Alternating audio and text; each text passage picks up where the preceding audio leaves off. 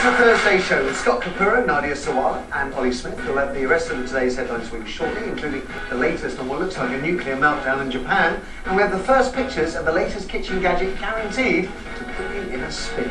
First, I want to know if you think universities should monitor students for signs of radicalism. 0207 173 5555 is the number you need.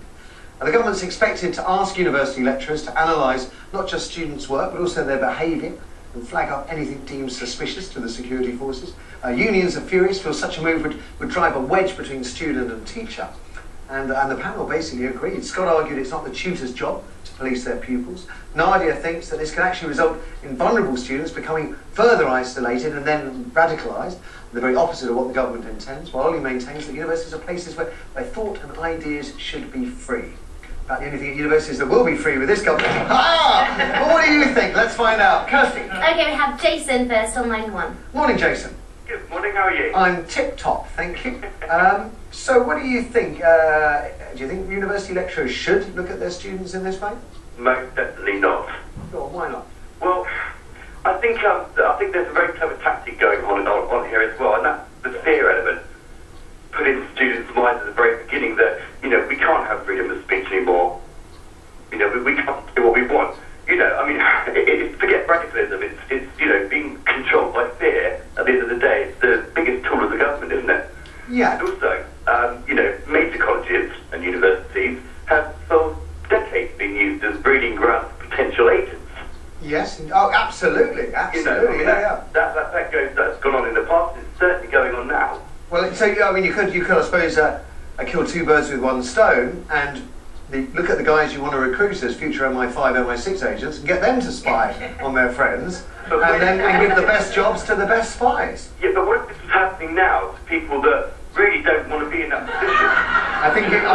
I mean, honestly, Jason, for all we know, your call is being recorded now. In fact, it probably is. It most certainly is. Let me try going devil's advocate on you, and saying, well, we know.